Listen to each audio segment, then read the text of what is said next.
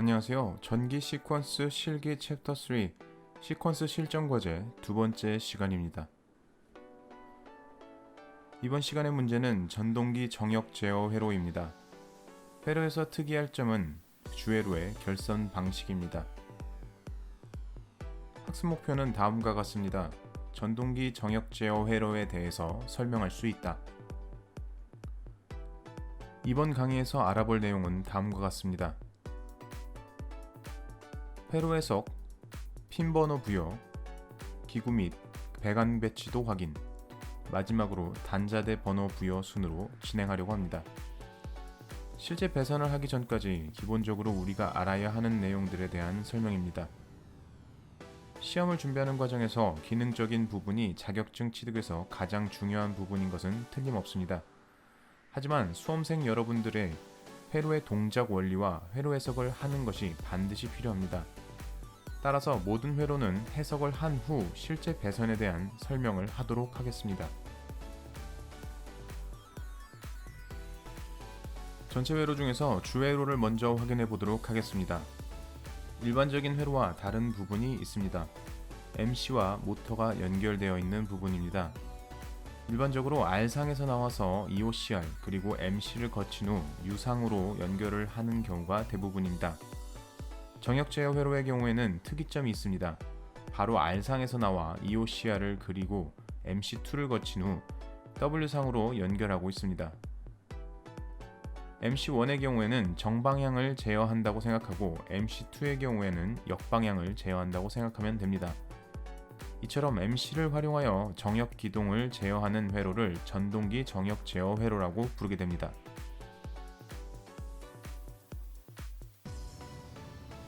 실제 기능사 실기 채점 과정 중에서 가장 큰 영역인 동작 상태 확인을 하는 과정을 중심으로 회로를 해석해 보겠습니다. 동작 상태 확인은 크게 세 가지로 구성됩니다.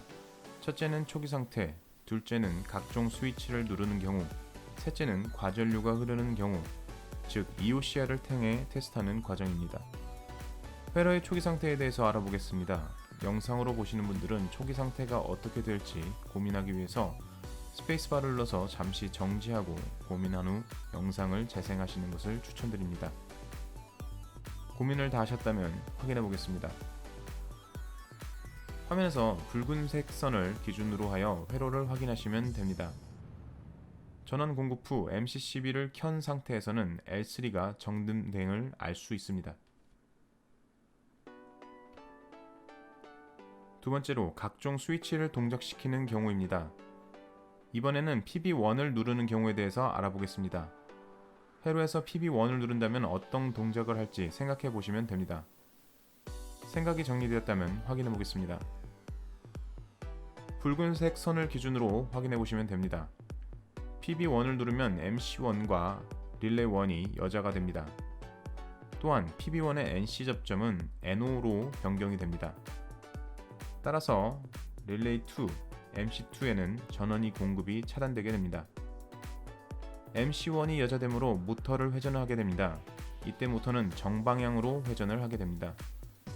정방향과 역방향은 앞서 설명한 주회로의 해석 부분을 참고하시면 됩니다. 릴레이1의 A 접점을 통해 자기 유지가 되면서 MC1과 릴레이1은 여자 상태를 유지하게 됩니다.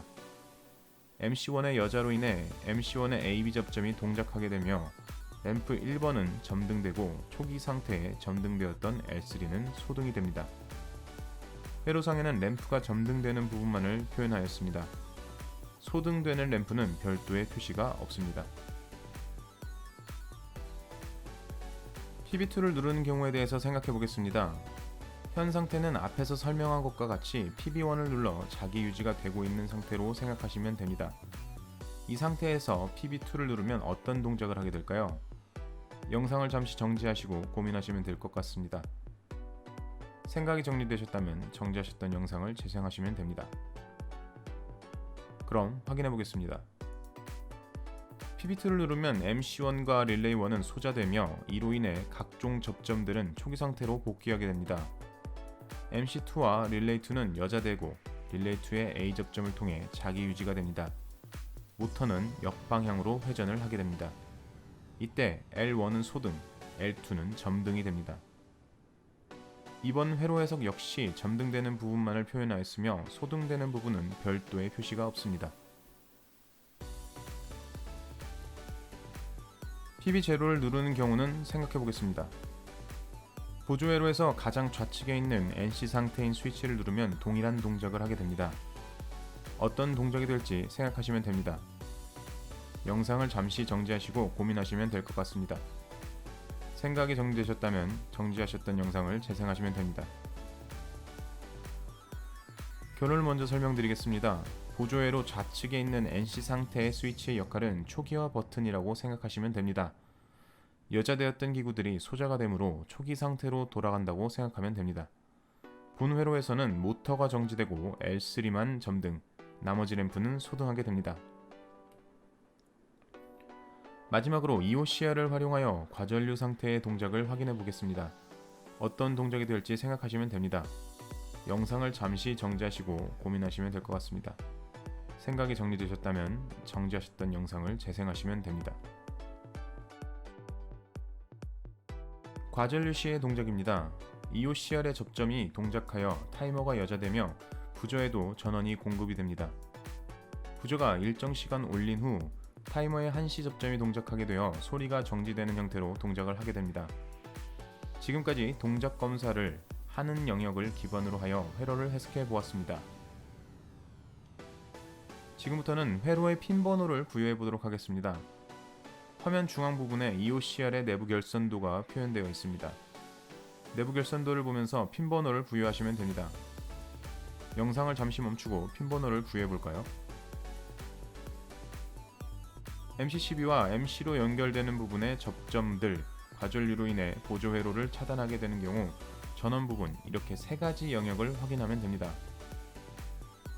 MCCB와 MC를 연결하는 부분은 1, 2, 3, 7, 8, 9로 항상 동일하게 핀 번호를 부여하시면 됩니다. 과전류 시 보조 회로를 차단하기 위한 접점 부분들은 다음과 같습니다. 10번과 11번 중 일반적으로 10번 핀을 기준으로 하여 핀 번호를 부여하며 A 접점은 5번, B 접점은 4번입니다. 전원은 6번, 12번으로 부여하면 됩니다. 이번에는 MC의 핀 번호를 부여해 보겠습니다. 확인할 부분은 EOCR과 모터와의 연결 부분, 전원 부분, A 접점 및 B 접점 부분입니다. EOCR과 마찬가지로 MC 또한 핀 번호를 부여할 때 동일한 값들이 반복되므로 한 번만 이해를 하시게 되면 다음부터는 핀 번호 부여에 어려움이 없을 거라 생각이 됩니다. 잠시 영상을 멈추고 확인하도록 하겠습니다. MC의 핀 번호를 확인해 보겠습니다. EOCR과의 연결 부분은 1, 2, 3, 모터와의 연결 부분은 7, 8, 9입니다. 전원은 6, 12입니다. A 접점은 5, 11으로 B 접점은 4, 10입니다. MC와 EOCR의 전원 핀 번호는 동일하지만 A 접점과 B 접점의 번호를 다르게 부여되어 있으니 내부 결선도를 꼭 확인하고 진행하도록 합니다. 릴레이의 핀 번호를 부여해 보겠습니다. 릴레이의 전원 부분, 릴레이 A 접점 1개, B 접점 1개가 있습니다. 접점이 2개가 사용되므로 1번 핀을 기준으로 하여 하나의 세트로, 8번 핀을 기준으로 하여 세트로 핀 번호를 부여하면 됩니다. 차후 릴레이 접점 3개를 활용하는 회로에서는 공통선을 활용한 번호 부여 방법에 대해 알아보겠습니다. 잠시 영상을 정지한 상태로 핀 번호를 생각해 보면 됩니다.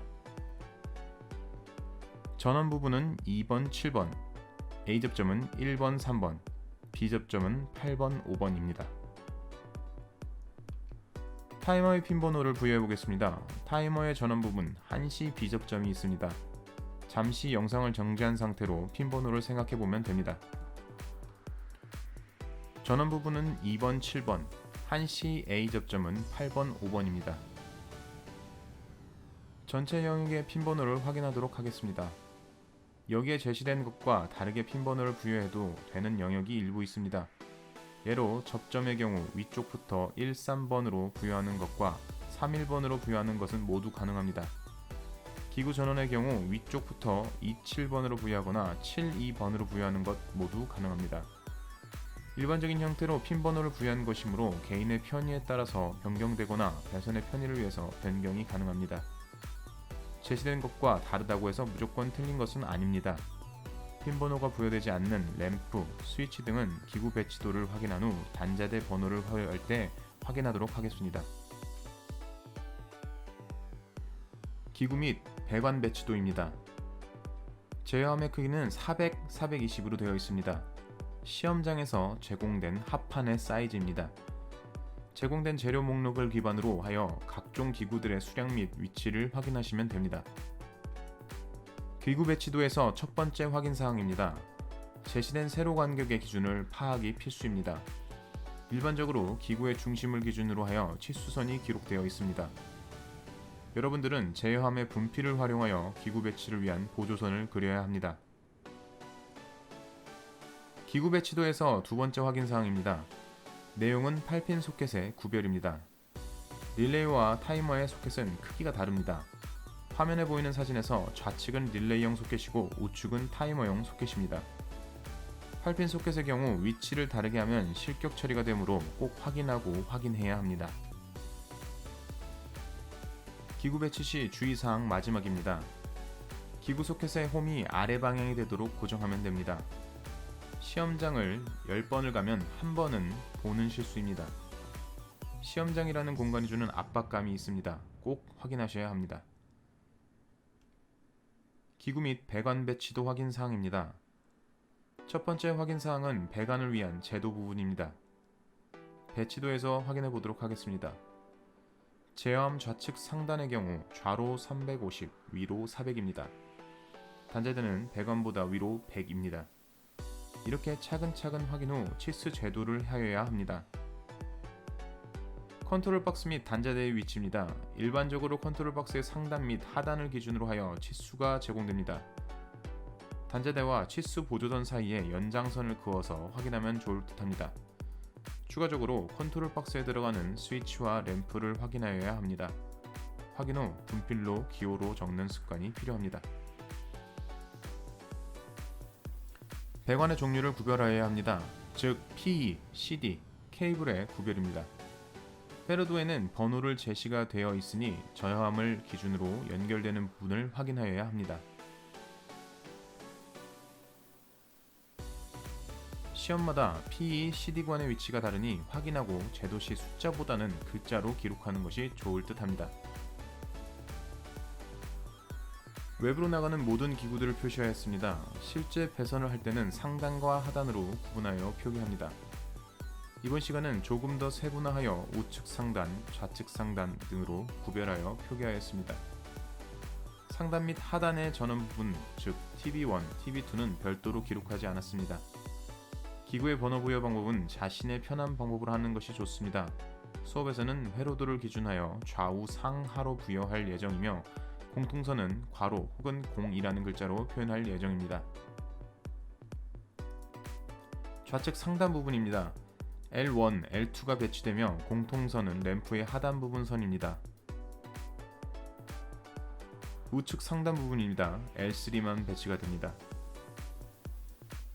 좌측 하단 부분입니다. PB1, PB2가 배치되며 공통선은 3개의 선이 존재합니다. 다음 슬라이드에서 천천히 알아보도록 하겠습니다.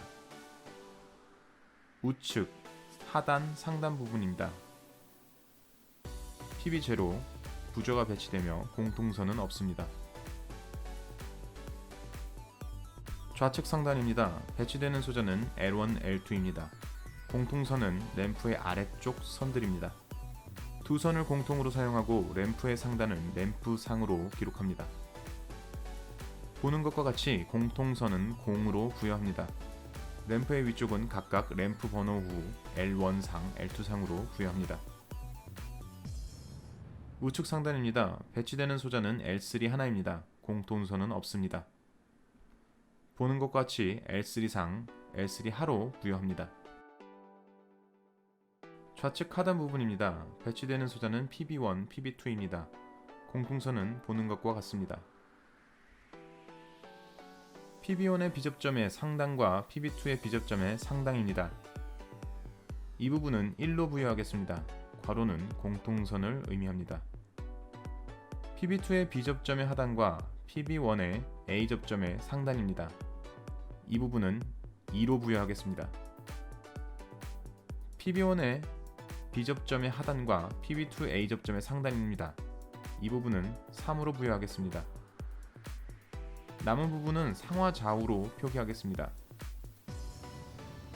보는 것과 같이 PB1 하, PB2 하입니다. 우측 하단을 살펴보겠습니다. 배치되는 수저는 부저 PB0입니다. 공통선이 없으므로 각 기구의 좌우 상하로 기록합니다. 보는 것처럼 각 기구의 좌우 상하로 기록하였습니다. 이상 단자대의 번호를 부여해봤습니다. 학교 혹은 학원에서 수업을 듣는 경우와 다른 방식의 단자대 번호 부여일 수 있습니다. 한글, 숫자, 화살표, 영어 등 다양한 방법이 있으니 자신이 이해하고 배선하기 편한 방법으로 부여하셔도 됩니다. 실제 단자대에 작성하는 형태입니다. 전원과 관련된 부분은 시험장에서 배부되는 단자대의 중앙 부분에 배치해 보았습니다. 실제 작업에서는 꼭 중앙에 배치할 필요는 없습니다. 시각적으로 표현하기 위해 사용했습니다. 이번 시간 핵심 포인트입니다. 회로 해석은 동작의 이해를 위해 필요합니다. 물론 시험의 합격에는 영향을 미치는 것은 아닙니다. 하지만 회로의 동작 상태를 파악하는 것은 매우 중요합니다. 회로 해석 시 EOCR 테스트 상황, 즉 과전류 시의 동작도 함께 이해하셔야 합니다. 외부로 나가는 모든 배선은 단자대를 통해서 나가야 합니다. 이번 과제인 정역 회로의 경우 주회로를 꼼꼼하게 확인하는 것이 필요합니다. 릴레이와 타이머의 소켓을 혼용하는 경우가 있습니다. 시험장에서는 절대 실수하면 안 됩니다. 기구 내부 결선도는 시험지에서 제공이 됩니다. 하지만 숙지하고 진행한다면 준비 시간이 줄어들게 되므로 어느 정도 숙지하는 것을 추천합니다. 핀 번호 부여 시 특히 릴레이의 경우 중복되지 않도록 합니다.